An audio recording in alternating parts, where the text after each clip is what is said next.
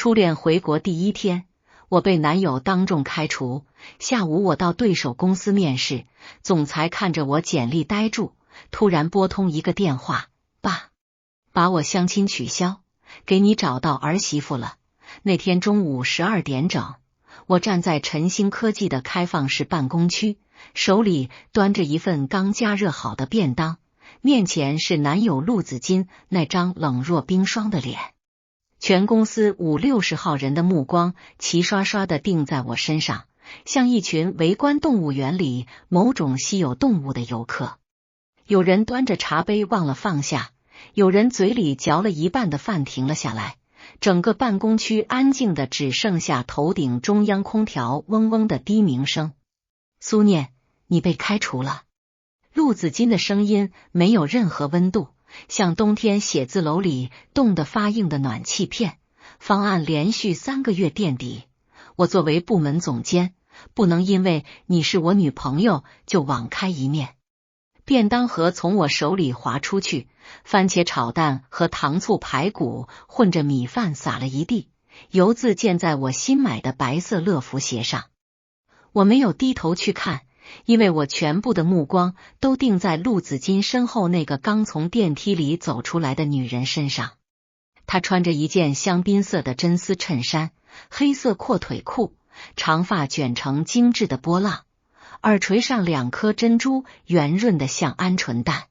7年没见，她比以前更漂亮了，也更贵气了。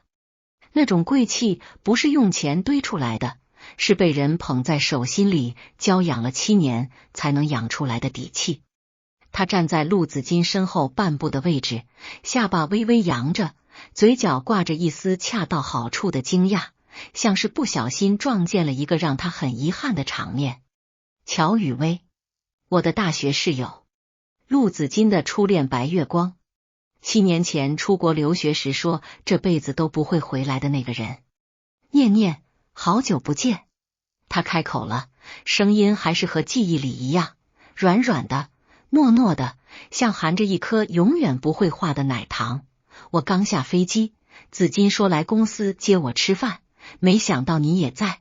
你们，他的目光在我和陆子金之间来回游移，演得真好。那惊讶，那无辜，那恰到好处的欲言又止，活脱脱就是一个我什么都不知道的小白花。但我太了解他了，大学4年足够我了解一个人的每一个微表情。他嘴角那个微微上翘的弧度，不是遗憾，是得意。苏念，我们分手吧。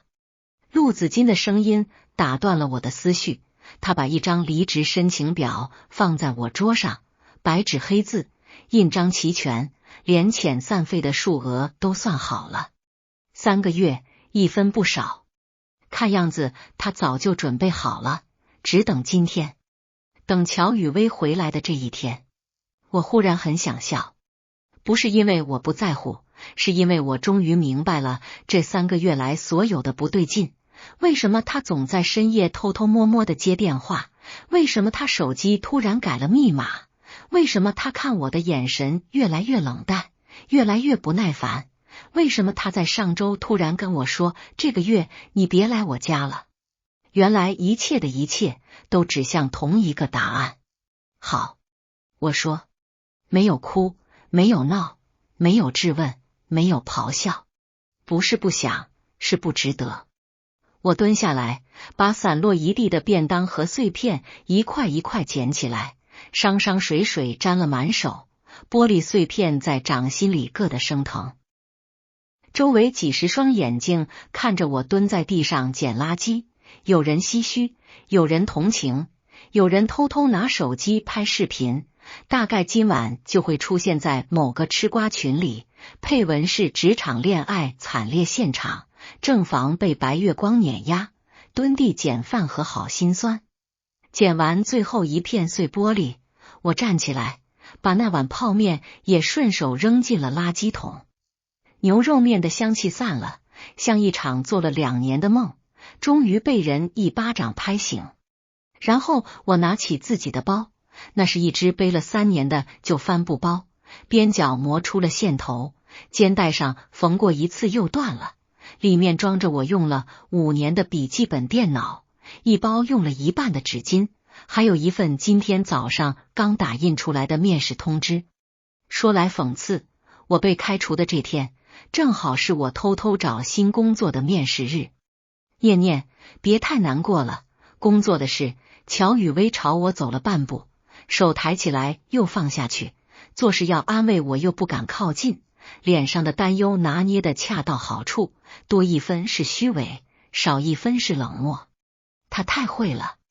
7年前他就是靠这副面孔把整个男生宿舍耍得团团转，7年后还是这副面孔，依然好使。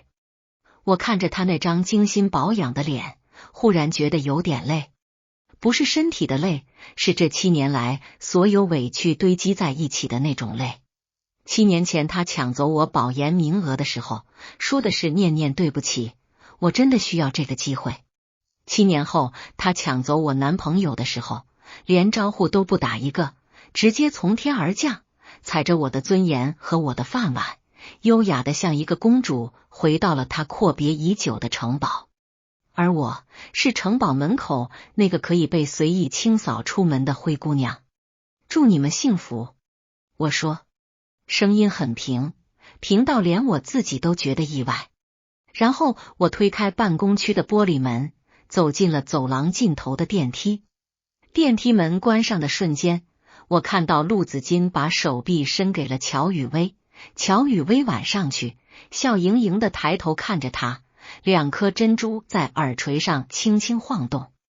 他低下头对他说了句什么，他也回了一句，2个人相视而笑，像一对久别重逢的恋人，终于演完了所有的前戏，可以名正言顺的牵手了。电梯门合上了，金属门映出我的脸，没有哭，没有崩溃，表情甚至称得上平静，只是握着帆布包带子的手指节泛白。我看着镜面里那双眼睛，在心里暗暗发了一个誓，以后不会再让任何男人替我做任何决定。被开除，我自己走；被分手，我不回头。电梯到了1楼，我走出写字楼，正午的阳光刺得我睁不开眼。手机震了一下，是陆子金发来的最后一条消息：3个月的遣散费已经打到你卡上了，好自为之。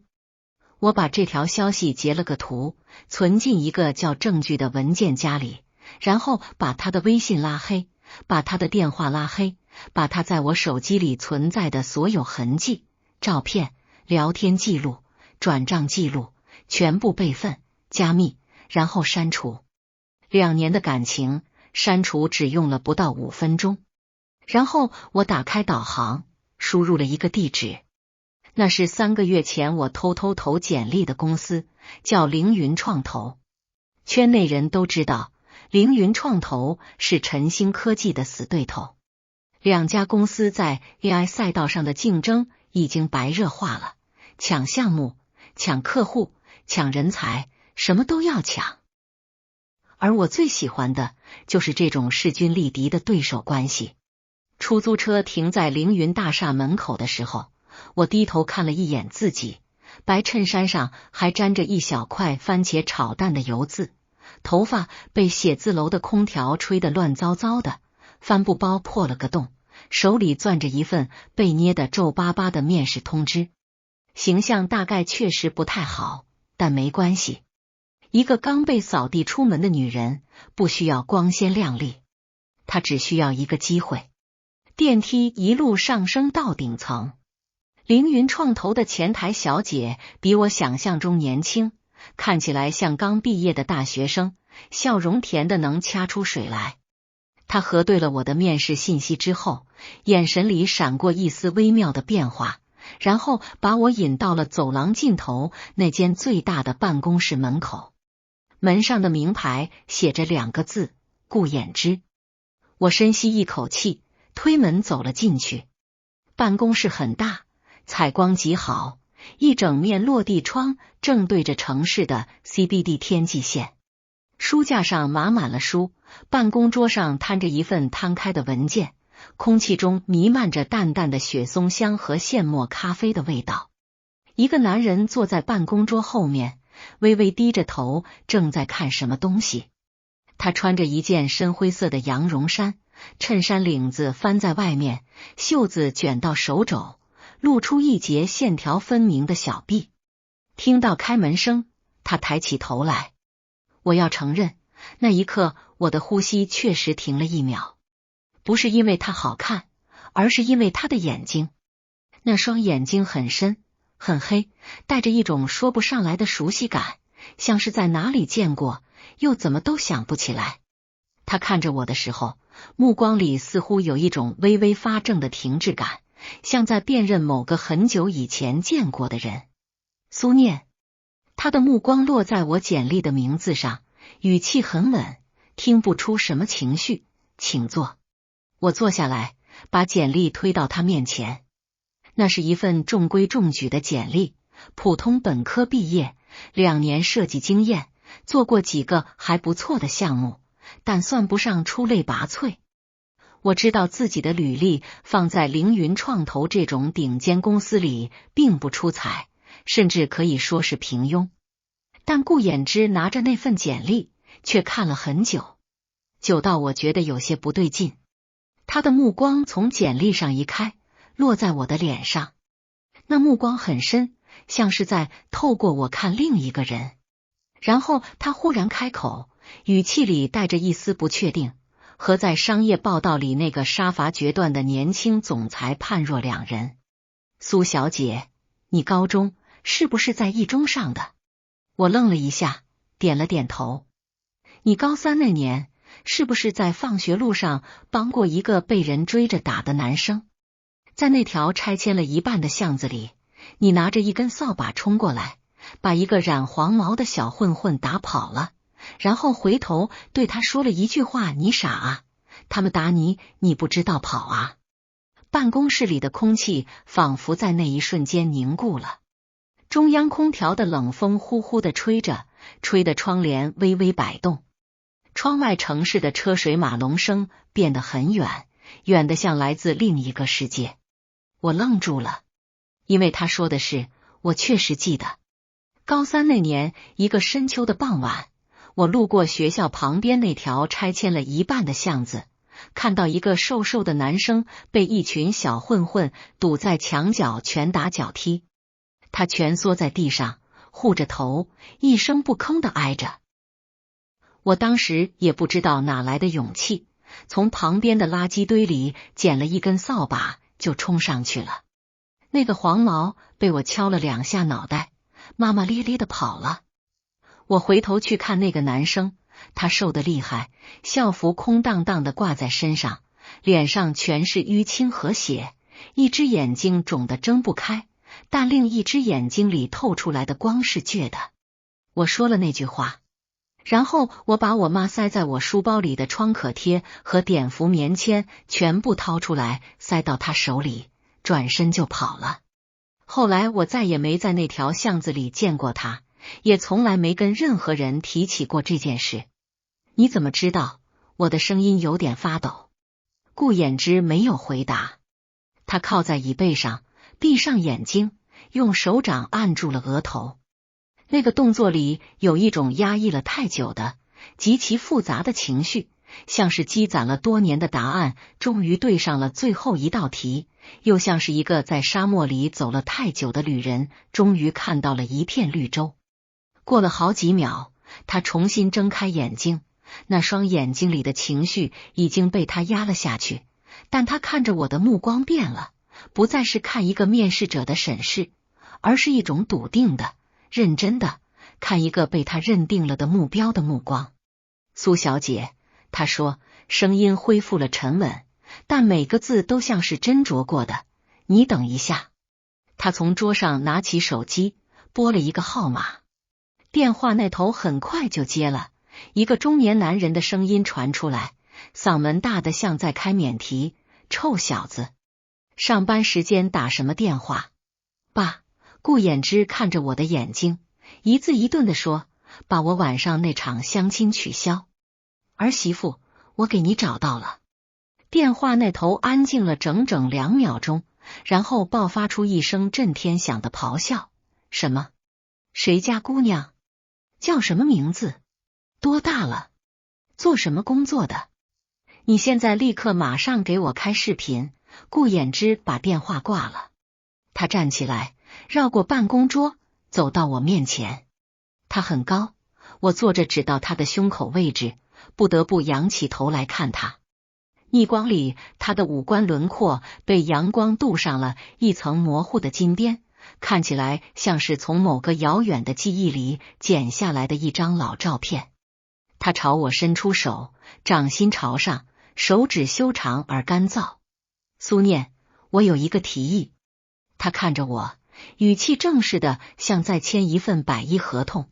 你的简历我看过了，陈星那边的事我也知道，他们的法务团队刚给我打了电话，说他们总监把一个设计师当场开除了。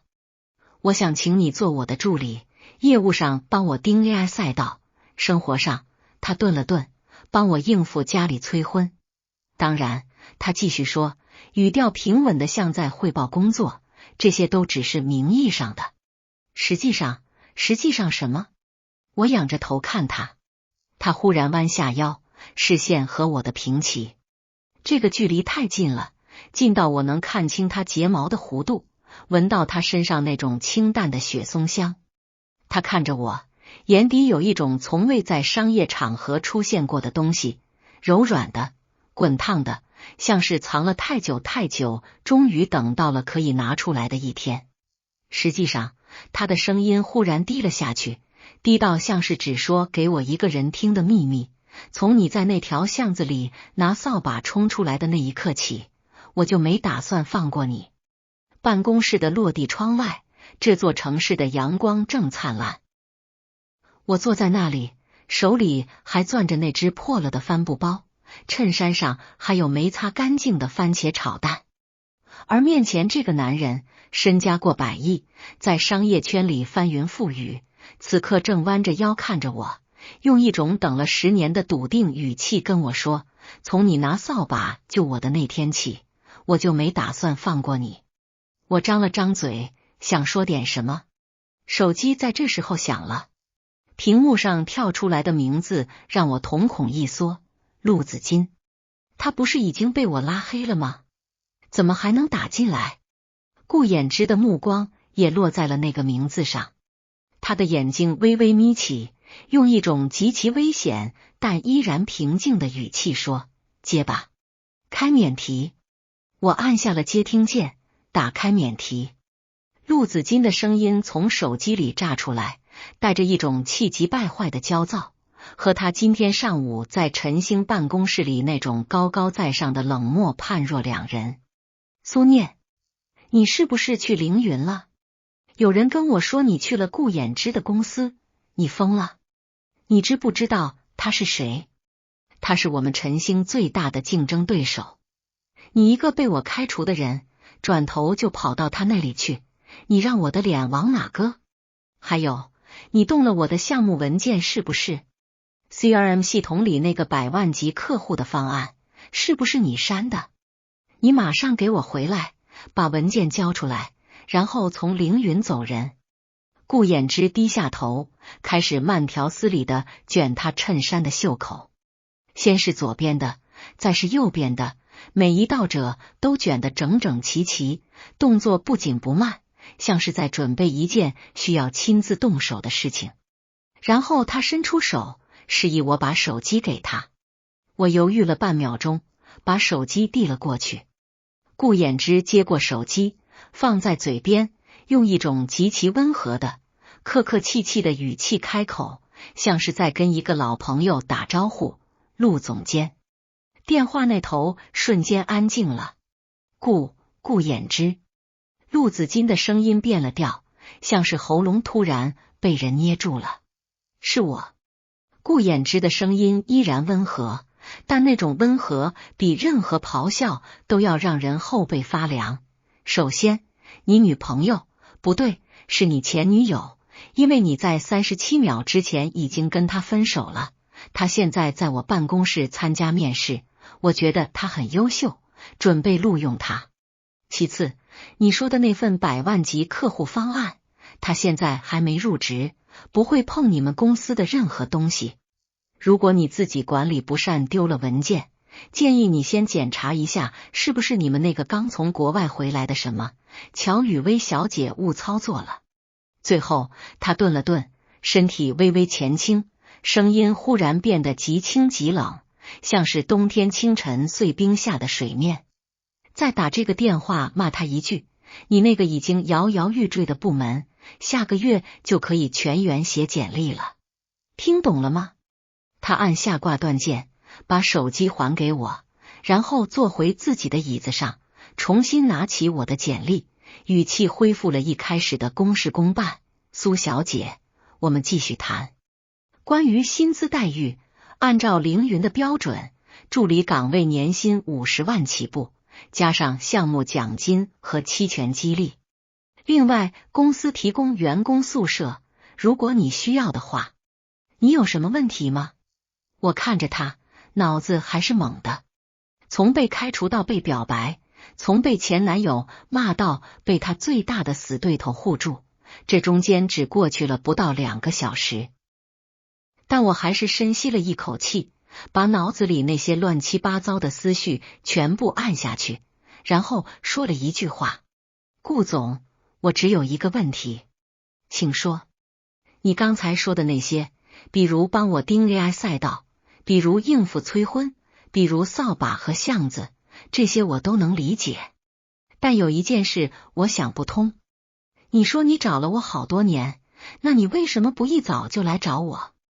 你等了这么久，万一我今天不来凌云面试呢？他看着我，沉默了几秒钟。窗外的阳光照在他脸上，把那层商业精英的冷硬外壳融化了一些，露出了一点更深的、更柔软的东西。他把双手交叠在桌上，手指修长而干燥，无名指上什么都没有。他看着我的眼睛，用一种比刚才所有话都更郑重的语气开口：因为我去找过你，你拿到大学录取通知书的那天，你爸的生意出了事，你们全家搬走了，房东也不知道你们去了哪里。后来我在一中校门口等过你，每个月的第1个周末，断断续续等了很久，但你没回来过。他的声音低下去，像是在说一件已经埋了很多年，终于可以挖出来的旧事。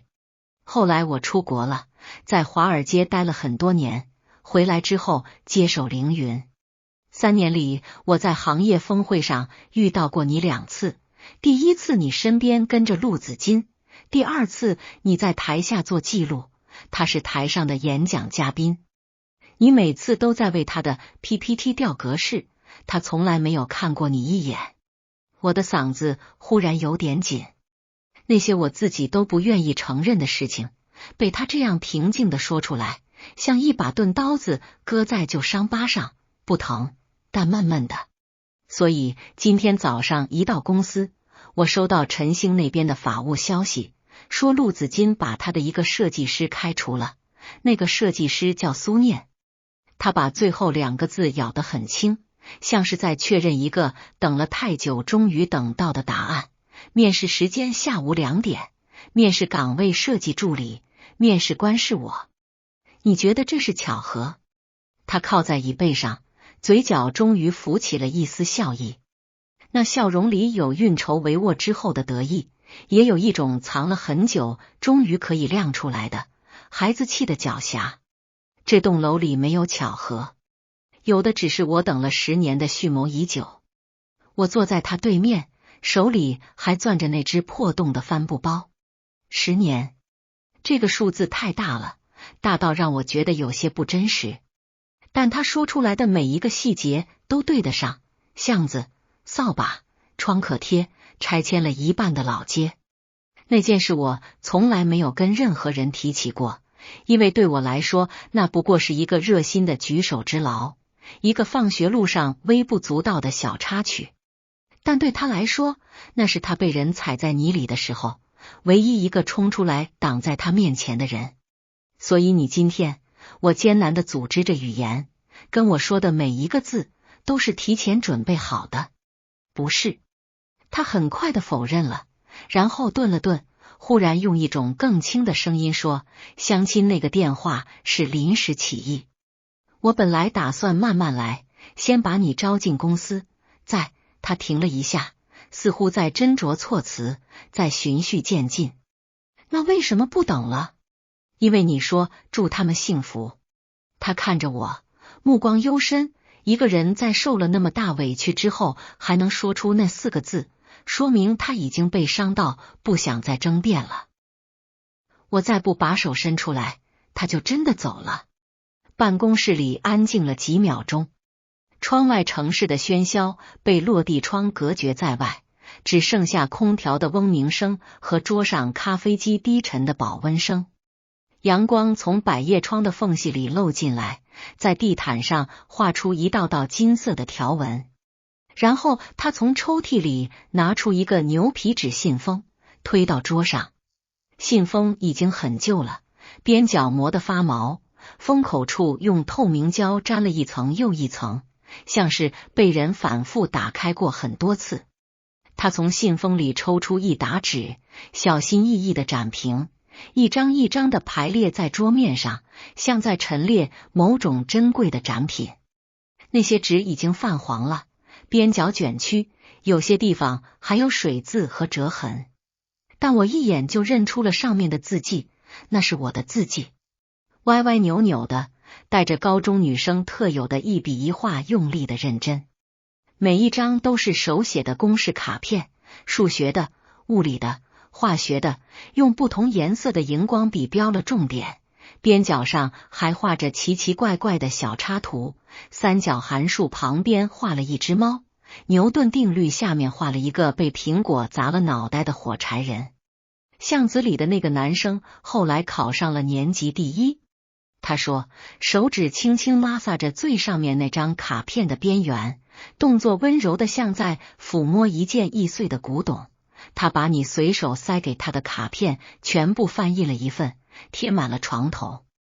他每天只睡4个小时，用了1年的时间从全班倒数爬到了年级第1。他想等他考上最好的大学就回来找你，告诉他他没有让你白救。他的声音很平淡，像在讲别人的故事，但他抹撒着卡片的手指微微发颤。窗外的阳光照在那些泛黄的纸片上，把上面褪色的荧光笔记照得几乎透明。但等他回来，你已经不见了。我看着他，看着他垂下去的眼睫和微微抿紧的嘴角，忽然觉得嗓子眼堵得厉害。原来那些我以为只是举手之劳的卡片，他留了10年。原来我以为自己的人生已经够糟了，被抢走保研名额，被劈腿，被当众开除，蹲在地上剪碎玻璃，但他的人生里也有那么长的一段，是在等一个不会再出现在巷子里的人。顾总，我用力眨掉眼眶里不争气的水雾，清了清嗓子，这些卡片是我画的没错，但你刚才说助理岗位年薪50万，我会计专业毕业，没有系统学过 AI 赛道的行业分析，可能会有一段学习曲线。你确定这个 offer 不是因为你10年前被扫把打动了？他愣了一下，然后笑了，不是刚才那种运筹帷幄的笑，也不是那种孩子气的狡黠的笑，而是一种真正的发自内心的眉眼全部舒展开来的笑。那个笑容让他看起来不再是那个叱咤风云的总裁，而像一个终于等到了心仪礼物的少年。苏念，你觉得我是个会被一把扫把收买的人？他把那些卡片小心翼翼地收好，放回信封里，然后抬头看着我，目光认真而郑重。我查过你这2年在晨星做的所有项目，你做的方案自己没署名，全挂的是陆子金的名字。你的设计稿被他们的策划部打回来改了7、8次，最后一次改完，他们在评优会上说方案是他们自己连夜赶出来的，你一句都没吭。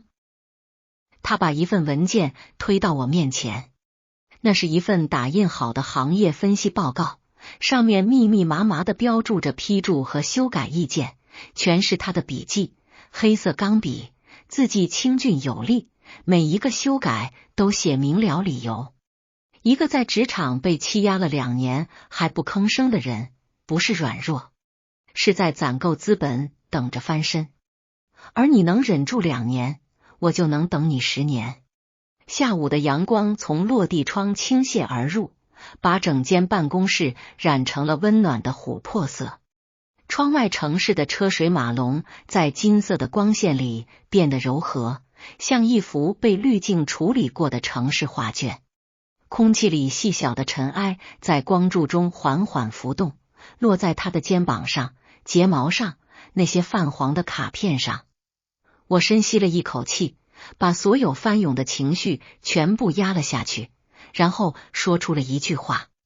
那是被前男友踩进泥里又爬起来之后，一个头脑清醒的成年人应该说的话。但我还没来及开口，办公室的门就被敲响了。一个戴眼镜的助理慌慌张张地探进头来，手里拿着一部还在嗡嗡震动的手机。顾董打了好几个电话了，他说您要是再不回他，他就亲自过来看儿媳妇。顾衍之站起来，走到门口把门关上了。关之前对外面的助理说了一句话，语气极其平稳，像在下达一项再正常不过的行政指令，告诉他下周股东大会我亲自汇报，让他别急。门锁咔嗒一声合上，他转回来靠在门板上，双手环胸，看着我。逆光里，他的轮廓被勾出一道利落而温柔的弧线，嘴角的笑意还没褪尽，眼底的光还在。你刚才想说什么？我想说，我把那只破洞的帆布包放在膝盖上，双手交叉搁在包上，姿态端庄而沉着，像一个正在谈条件的商业伙伴。50万可以，但我有一个条件。你说。我不做谁的附属品，助理是我的职位，不是我的身份。如果你的目标是找一个能被你保护的女人，那你找错人了。我要做的是你赛道上的队友，不是你身后的花瓶。他看着我，沉默了片刻。那种沉默不是犹豫，是一个人在重新审视面前这个人，评估他的分量，然后做出一个更郑重的决定。他转过身，走到落地窗前，背对着我，望着窗外 CBD 的天际线。阳光在他肩头镀了一层薄薄的金边，把他的白衬衫映得微微发光。过了好一会儿，他转过来，声音郑重的像是他在董事会上的发言，但内容却比任何一份100亿合同都更让我心跳加速。苏念，我不是在找花瓶，我是在找一个人，能跟我站在一起，把我没做完的事做完，把我没走完的路走到底。凌云不养闲人，我也不养。你刚才说的那些，我记下了。他伸出手，欢迎加入凌云，苏助理。我站起来，握住他的手。他的掌心温暖而干燥，骨节分明，力道恰到好处，不松不紧，像一个久别重逢的战友。合作愉快，他说。合作愉快，我说。走出凌云大厦的时候，天已经快黑了，夕阳把整条街染成了一种温柔的橘红色，晚风裹着初秋的凉意从街角灌过来。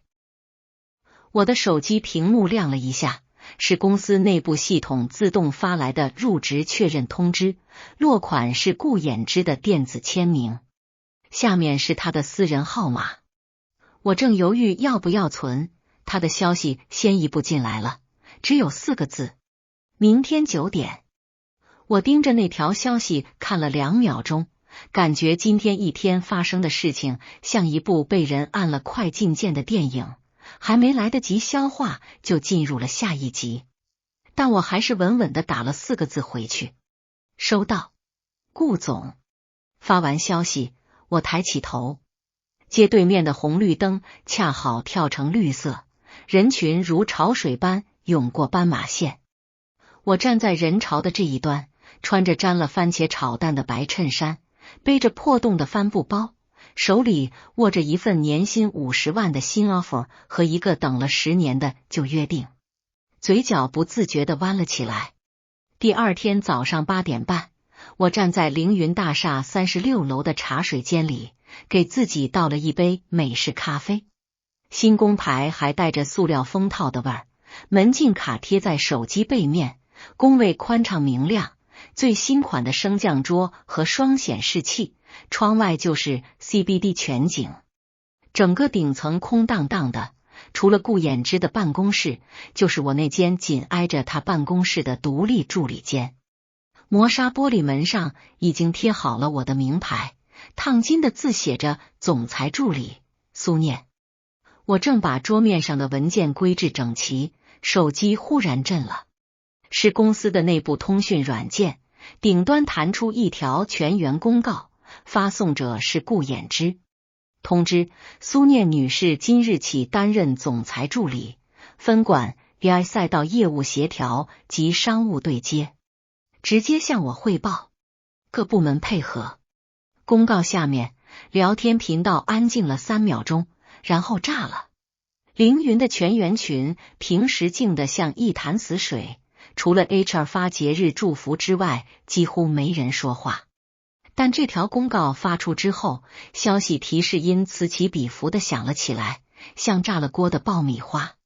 总裁亲自发公告，哪位神仙来了？苏念，是不是之前陈星那个被陆子金赶出来的设计师？我听圈内朋友说他被当众开除了。卧槽，陈星不要的人总裁亲自招，这是什么神仙操作？有照片吗？有照片吗？新助理长什么样？我的头像被不知道谁从内部系统里挖了出来，发在了大群里。那是我入职前统一拍的证件照，穿着白衬衫，头发扎起来，素颜，微笑，规矩的不能再规矩。然而技术部的群画风完全跑偏了。顾总昨天是不是发过一条奇怪的消息？什么儿媳妇什么的？我爸的电话打到我这儿来了，问我总裁是不是谈恋爱了？你爸是谁？顾董的司机。所有人别八卦了，新助理在群里。群里瞬间安静了。我端着咖啡杯，看着屏幕上那行新助理在群里的提示，忍不住笑了一声。还没来得及放下杯子，手机又震了。这次是内线来电，屏幕上跳出一个名字：顾衍之。顾总，苏助理，来我办公室一趟，有人找你。谁？他顿了顿，声音里带着一种极其克制的、不易察觉的笑意。你前男友。陆子金站在顾衍之办公室里，西装皱巴巴的，领带歪到了一边，眼睛下面挂着2个深重的黑眼圈，整个人看起来像一夜没睡，外加哭过一场。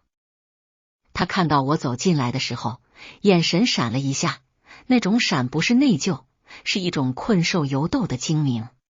他还没有认输，他以为自己还有谈判的筹码。他的身边站着乔雨薇。乔雨薇今天穿了一条香槟色的连衣裙，和昨天那件真丝衬衫是同一个色系，但看起来憔悴了不少。她眼睛有点肿，像是哭过，但嘴角依然维持着那个标准的楚楚可怜弧度。站在陆子金身后半步的位置，不开口，不抢风头，像一个合格的附庸。苏念，你到底想怎么样？陆子金看到我进来，立刻提高了音量，想把昨晚电话里被顾衍之压制的气势重新找回来。那份100万级客户的方案，你删了是不是？我跟你讲，那个项目要是黄了，陈星损失至少3000万，你负得起这个责任吗？你现在马上跟我回去，把文件找出来，这事还能私了。陆总监，顾衍之开口了。他从办公椅上站起来，绕过办公桌，走到陆子金面前。他的姿态很随意，双手插在裤袋里，微微低头看着陆子金，像在看一个不懂事的下属。但那双眼睛里的冷意，足以让任何一个在商场上跟他交过手的人后背发凉。首先，你前女友现在是我的助理，不归你管。她入职之前跟你和陈星都没有任何劳动关系，你无权要求她做任何事。其次，她从抽屉里拿出一个 U 盘，放在桌上推过去。你说的那份方案，昨天下午我的技术团队在陈星的服务器里找到了。操作记录显示，苏念离职之后，有人在他的登录账号上进行了文件删除操作， IP 地址来自公司内部。具体是谁，我建议你回去查一查。他的目光越过陆子金的肩膀，落在乔雨薇脸上。乔雨薇小姐，昨天中午11点40分左右，也就是苏念被开除前后，你用过陈星前台那台没有密码的公用电脑，对吧？乔雨薇的脸刷得白了，那层精心维持的楚楚可怜瞬间碎了一地，露出底下一闪而过的慌乱。他的嘴唇翕动了一下，想说什么，但陆子金已经转过身来盯着他了。雨薇，你昨天说你没碰过公司电脑的，我没有。乔雨薇的声音尖了起来，眼眶瞬间蓄满了泪水，那双水汪汪的杏眼里充满了被冤枉的委屈。子金，你相信我，我怎么可能会删什么文件？我昨天才回国，我连你们公司系统怎么用都不知道，是吗？顾衍之打开了一个文件夹，里面是一张放大的照片，照片上是一个男人搂着一个女人的腰，在酒店走廊里的画面。虽然灯光昏暗，但那个男人的侧脸轮廓和女人身上的连衣裙颜色清晰可辨。我的瞳孔猛地收缩了一下，那个女人是乔雨薇，而那个男人不是陆子金。照片右下角的时间戳是昨天晚上11点40分，也就是说，乔雨薇回国第一天的晚上，在陆子金把她安顿好之后，她去了另一个男人的酒店房间。陆子金死死地盯着那张照片，脸上的表情从困惑变成了震惊，从震惊变成了愤怒，从愤怒变成了某种接近崩溃的血淋淋的耻辱。他一把将照片从桌上抓起来，凑到眼前，手指在发抖。他想否认，想质问，想说服自己这是 P 的，但照片的每一个细节都太过真实。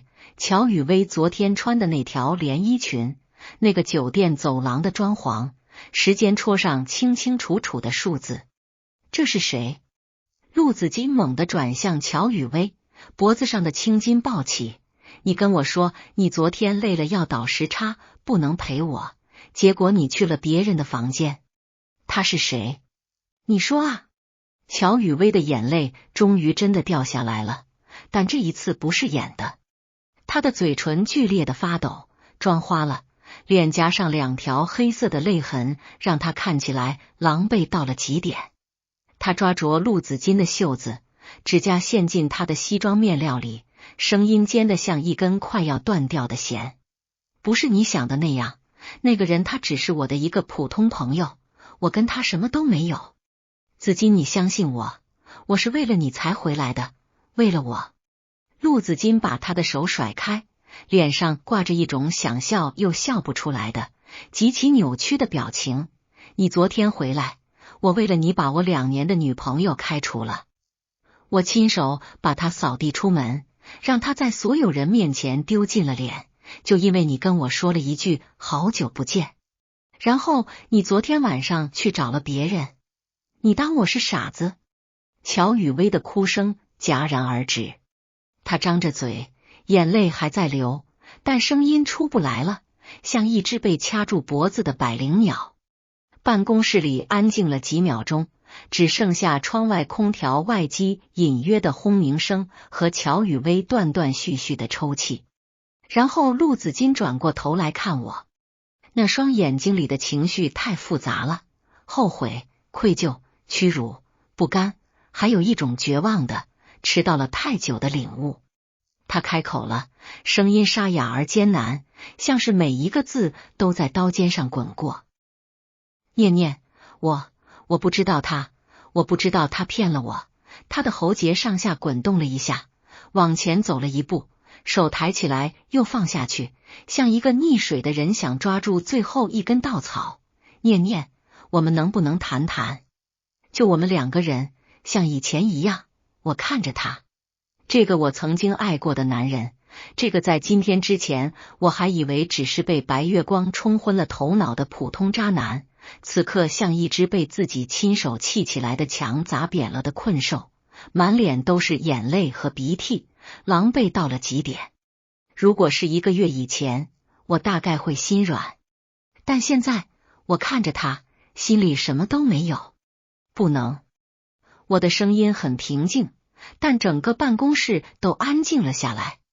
陆子金愣在原地，乔雨薇也停止了抽泣，顾衍之靠在落地窗上看着我，嘴角浮起一丝不易察觉的弧度。陆子金，你知道你最大的问题是什么吗？我往前走了一步，和他平视，不是你出轨，不是你为了乔雨薇把我赶出公司，不是你当众羞辱我，是你从来没有把我当成一个独立的人来尊重。在你眼里，我是你 PPT 的调色盘，是你业绩的垫脚石，是你跟白月光破镜重圆之前凑合过渡的工具人。但你看走眼了，我能把你送上业绩第1的宝座，也能让你从上面滚下来。他愣愣地看着我，像是第1次认识我。那份被你当垃圾扔掉的方案，我继续说，声音轻描淡写的，像是在说今天午饭吃了什么。昨天下午凌云已经开发出了正式版，今天上午10点上线发布会。你陈星丢了的3000万，凌云替你赚了。顾衍之很配合的在旁边补充了一句，对了，陆总监，发布会上我们会特别鸣谢苏念小姐对整个项目的技术支持，她的名字会出现在你们的竞品发布会上，大大方方的署她自己的名字。你没意见吧？陆子金没说话，他只是看着我，脸上的肌肉在剧烈的抖动，眼睛里翻涌着一种我从未在他脸上见过的极度复杂的情绪，不是愤怒，不是不甘，是一种从骨头缝里渗出来的深深的恐惧。他怕的不是失去项目，不是损失3000万，不是被上司问责，他怕的是他亲手扔掉的那个女人，原来是一颗他根本配不上的钻石。他怕的是他真的错了，从头到尾都错了。他低下头，再也没有说一个字。然后他转过身，往门口走。乔雨薇跟上去想拉他的袖子，他猛地甩开了，头也不回地推开门走了出去。乔雨薇站在办公室中央，孤零零的，高跟鞋在大理石地板上映出一个寂寞的倒影。他看了我一眼，眼睛里不再是以前的得意或者现在的不甘，而是一种更深的东西，恐惧。他在怕我，就像猎物在怕一个他以为已经死透了却突然睁开眼睛的捕食者。他拎着包快步追了出去，高跟鞋的声音在走廊里仓皇而凌乱，渐行渐远。门关上了，办公室终于恢复了安静，只剩下空调低沉的嗡鸣和窗外远处高架桥上川流不息的车声。顾衍之靠在落地窗上，手里不知什么时候多了一杯咖啡。他看着我，眼神里有一种我暂时还读不懂的欣赏，不是男人看女人的那种欣赏，是棋逢对手。苏助理，他抿了一口咖啡，刚才那番话是提前准备过的吧？昨晚在出租屋里对着镜子练了几遍？3遍。我说，最后一句没排好，临场发挥的。他看着我，忽然笑了起来。那张在公司内部流传的冷面总裁表情包里永远板着的一张脸，笑起来的样子完全不像一个身家百亿的投资人，而像一个捡到了宝的孩子，满眼都是光。然后他放下咖啡杯，走回办公桌前，从抽屉里又拿出那个旧信封，抽出一张卡片，背面朝上递给我。这个也是你写的吧？我在老房子收拾东西的时候翻到的，夹在数学公式卡最底下，应该是你最后一笔画完，趁他不注意塞进去的。我翻过卡片，背面是我高中时的字迹，歪歪扭扭，但一笔一画特别用力，用蓝色圆珠笔写的一行字：你要考最好的大学，去最好的地方，不要再被人打了。下面画了一个奇丑无比的小人，举着一根比他身体还粗的扫把，旁边对话框里写着要打就打我。我盯着那张卡片，视线忽然有点模糊，那些我以为早就忘记了的细节，那天傍晚巷子里的光线，那个少年青子的嘴角和倔强的眼神，我塞创可贴给他时他微微颤抖的指尖，还有我在他桌上偷塞这张卡片时的心跳声，全部涌了上来，铺天盖地。你猜我当时看到这个小人什么反应？顾衍之的声音从头顶传来，温和而低沉。什么反应？我对着这张卡片做了一整个晚上。第二天一早，我找到年级组长，要求从艺术班转到理科班。他说所有人都觉得我疯了，一个成绩垫底，天天被混混堵在巷子里打的体育生，要转理科冲年级第一。老师劝了我妈3天，说别让孩子想不开，但我妈最后还是签了同意书。因为她问我为什么要转理科，我跟她说有个女孩觉得我行，我不能让她觉得她看走了眼。我的眼泪掉下来了，不是悲伤的眼泪，不是感动的眼泪，而是一种积攒了太久太久，终于被一个人接住了的如释重负的眼泪。10年前，那个在放学路上拿着一根扫把冲进巷子里的小女孩，和一个被打得鼻青脸肿却把她随手塞的卡片翻印了贴满床头的少年，他们在各自的人生里跌跌撞撞了10年，终于重新坐在了一起。而那个少年站在落地窗前看着他的女孩，说了一句迟到了10年的谢谢。苏念，他叫我的名字。你知道我这10年最怕什么吗？什么？怕你那时候只是随手救了一个人，那个人对你来说什么都不是。窗外城市的天空很蓝，阳光很暖。我把那张卡片握在手心，感受着纸张粗糙的纹理和那行蓝字微微凸起的笔痕，然后抬起头对他说，不是随手，你对我来说从来都不是随手。10点的发布会准时开始，凌云大厦1层的多功能厅被布置成了科技蓝的主色调，台下坐满了媒体记者、行业分析师和投资方代表，长枪短炮对准了舞台中央的巨幅 LED 屏幕。顾衍之站在台上，穿着一身铁灰色的定制西装，袖口的银色袖扣反射着灯光，整个人沉稳而锋利，像一个站在棋盘前落子的棋手。他用了20分钟介绍凌云新产品的核心技术参数、市场前景和商业模式。台下掌声不断，闪光灯此起彼伏。然后他话锋一转，忽然说到了团队。一个项目，代码可以复制，算法可以优化，但有些东西是无法被替代的，比如一个人的隐忍、坚韧和在绝境中仍然不被磨灭的才华。他顿了顿，目光穿过人群，落在坐在最后一排角落里的我身上。今天我要特别感谢我的新助理苏念女士，是她把被对手视为累赘的方案重新解构、优化，注入了全新的逻辑。她的名字将出现在这个产品的终身版权页上，作为核心贡献者之一。全场哗然，记者们纷纷回头，顺着他的目光寻找苏念这个名字。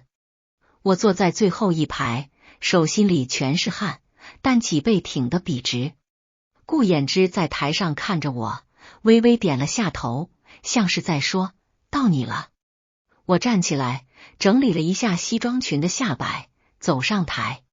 刺眼的追光灯打在我身上，下面是100多双好奇的、审视的、猜测的眼睛。我接过话筒，声音在第1秒微微抖了一下，但很快稳住了。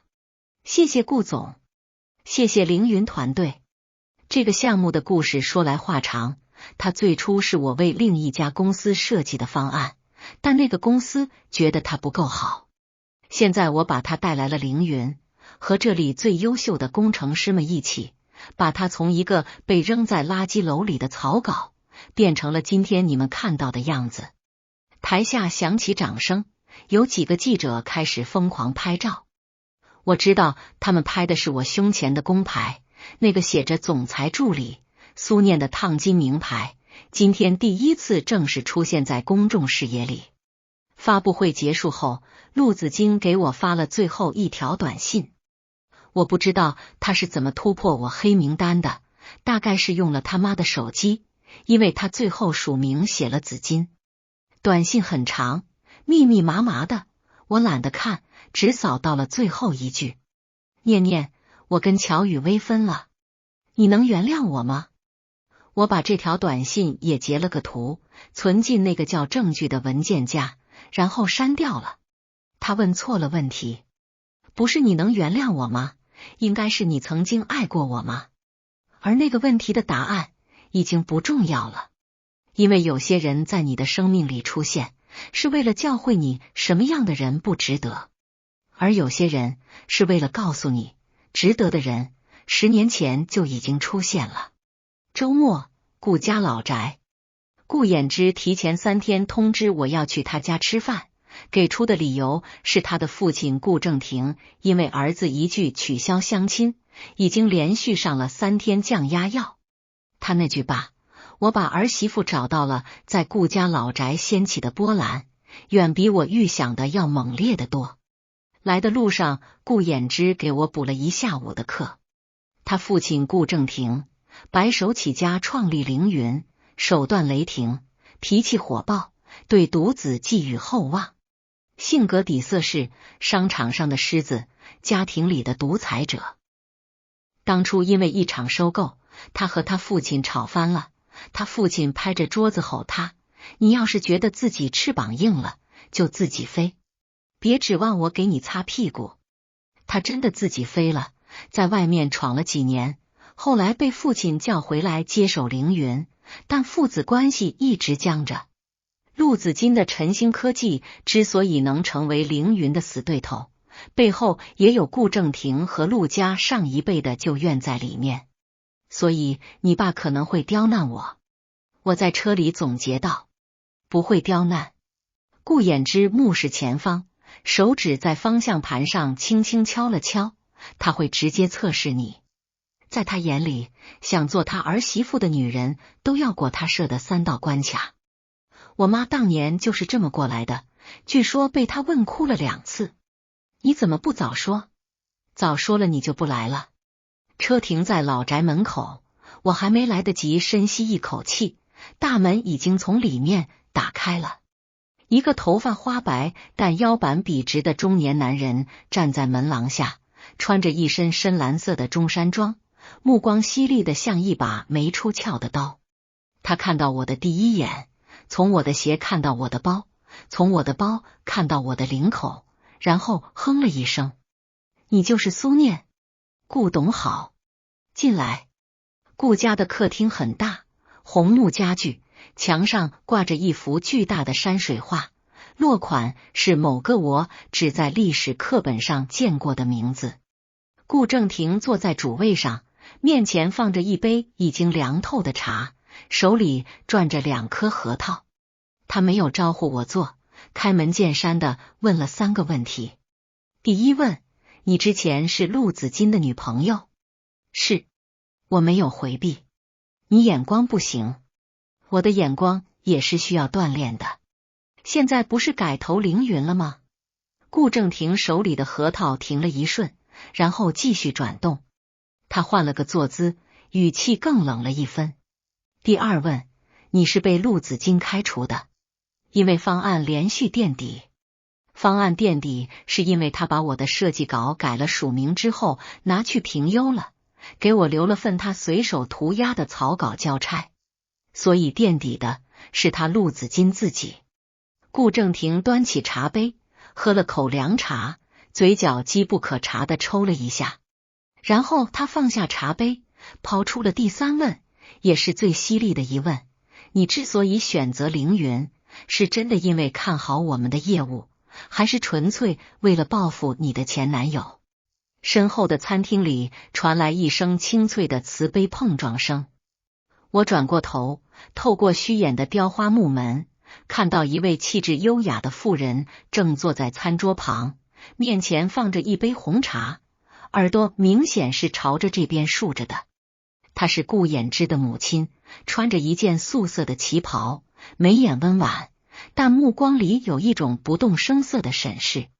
她对我笑了笑，那个笑容里有善意，也有好奇，好像在说：别紧张，我也经历过这一关。我转回来，看着顾正廷。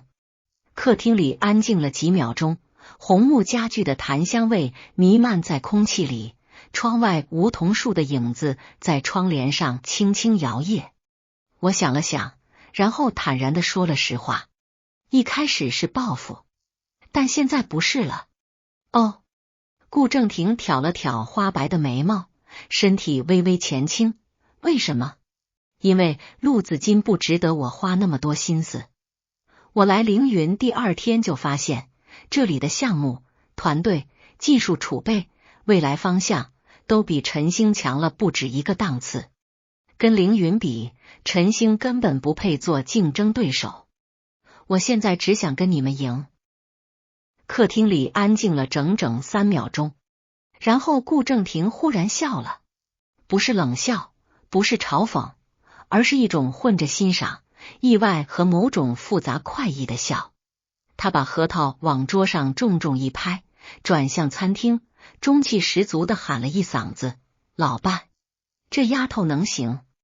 餐厅那边传来一声轻快的笑，然后顾衍之的母亲推开门走了出来，端着那杯红茶，笑盈盈的上下打量了我一圈，然后点了点头，转身拍了顾衍之一巴掌。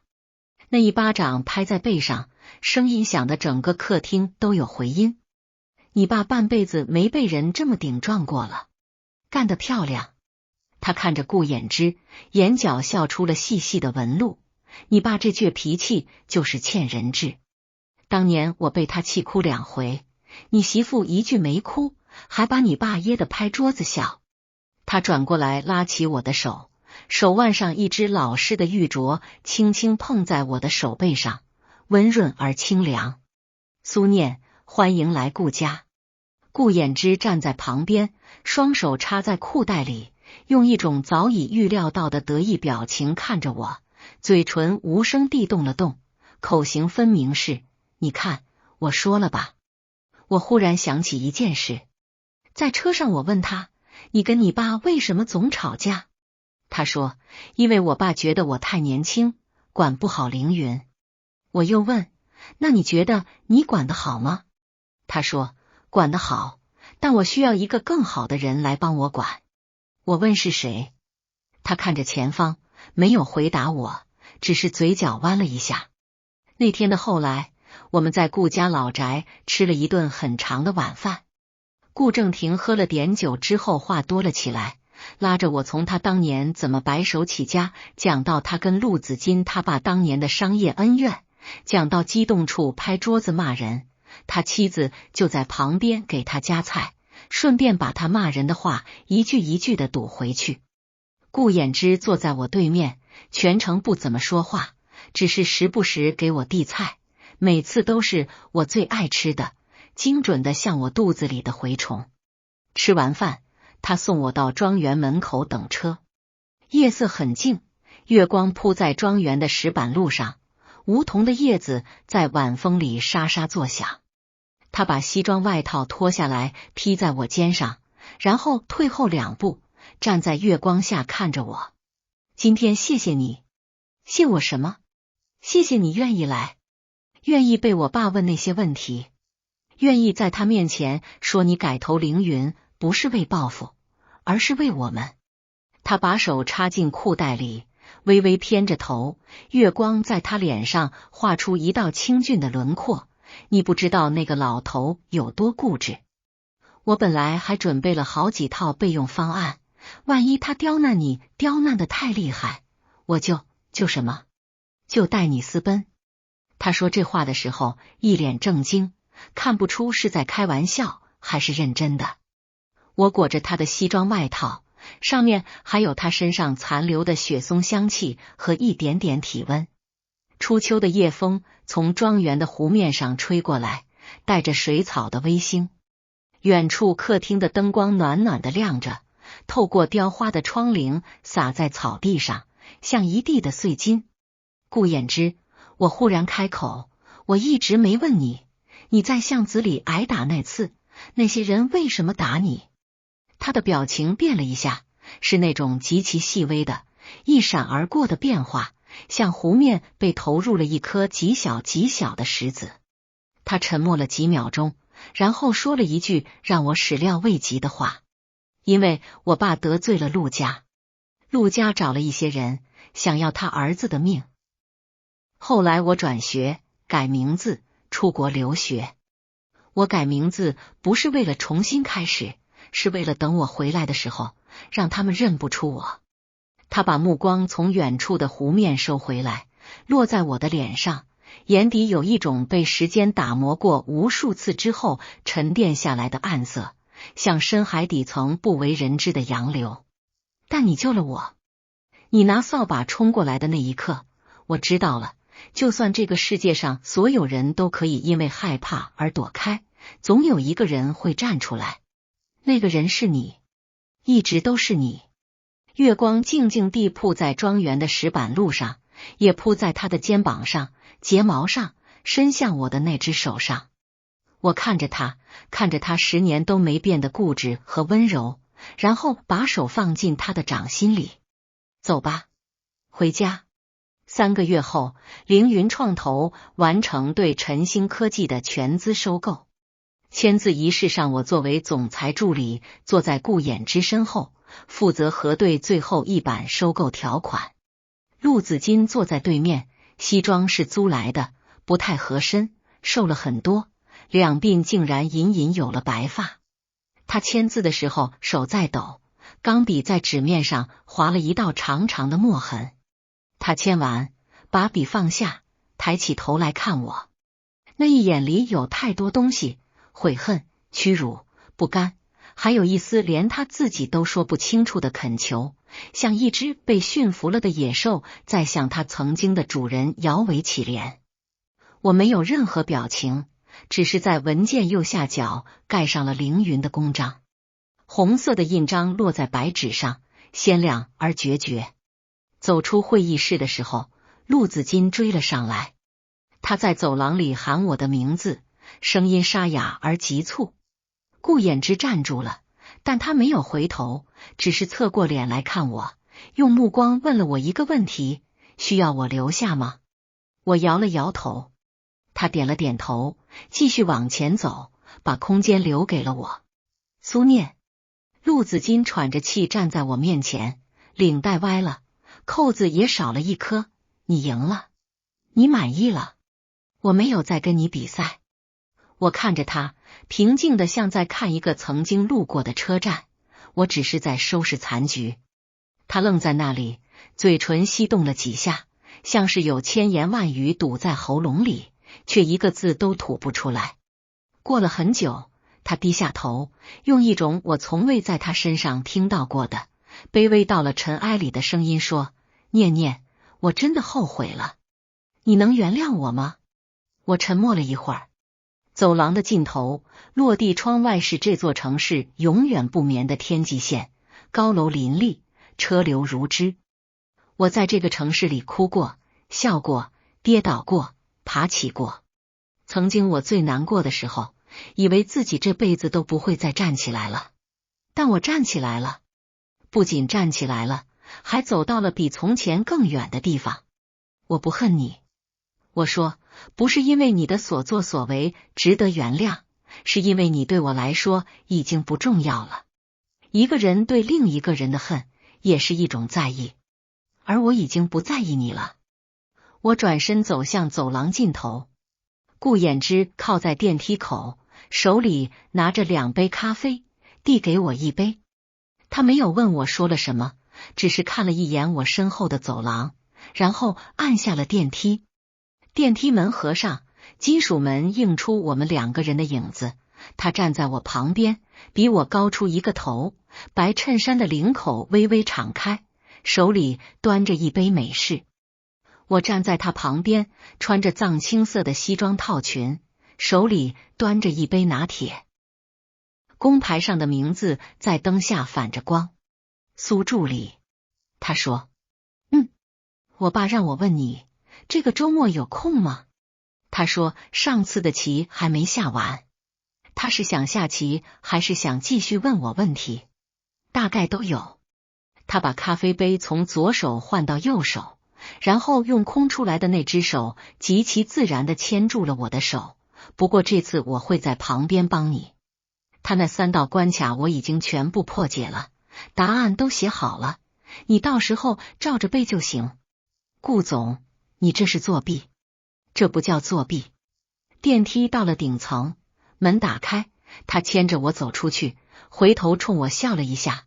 那个笑容里有18岁的少年藏在巷子角落里偷偷看一个女孩的羞赧，也有32岁的男人把所有等待都熬成了守候的从容。这叫蓄谋已久。2个月之后的一个周六，凌云创投举办了年度盛典。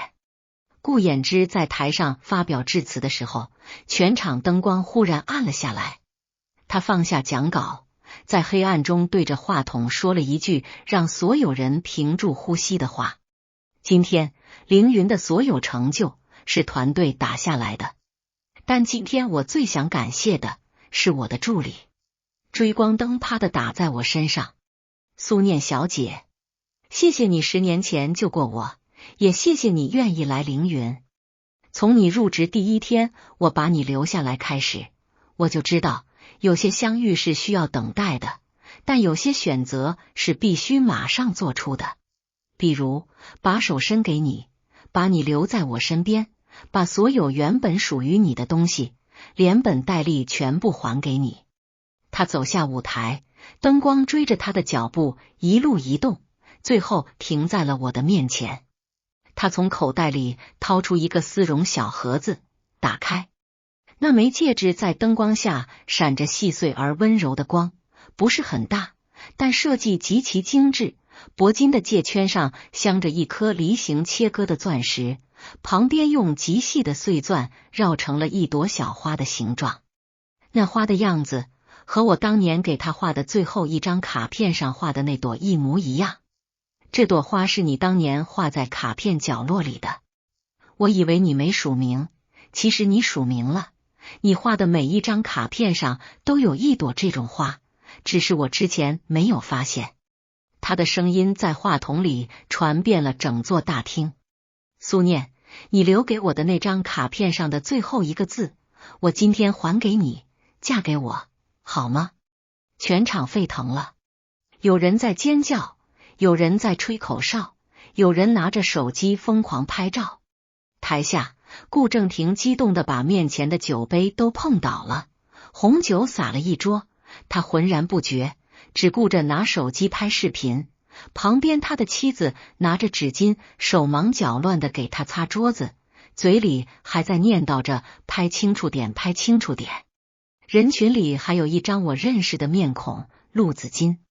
他坐在最后一排角落里的位置上，穿着一件暗沉沉的旧西装。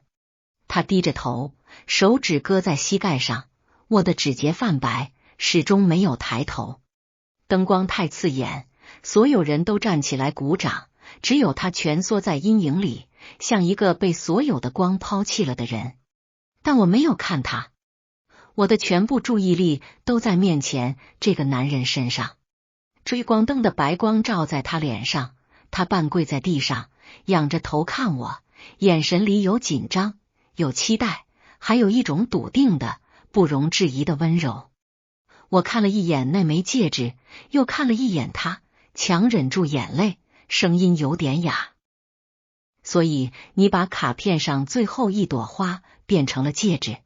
他点头笑了，眼眶是红的。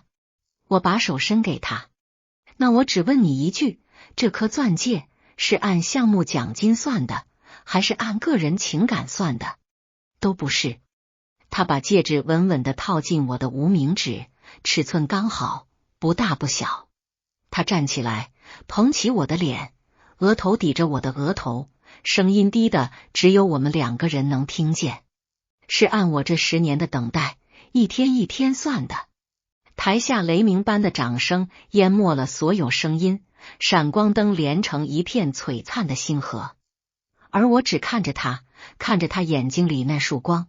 10年前在昏暗的巷子里，那个鼻青脸肿的少年抬起头来看我时，眼睛里也有一束同样的光。只不过那时候，那是一束被打碎了的、将灭未灭的倔强。而现在，那束光照亮了整片天空。我踮起脚尖，在他唇上落下一个吻。那你这笔账算得可真慢。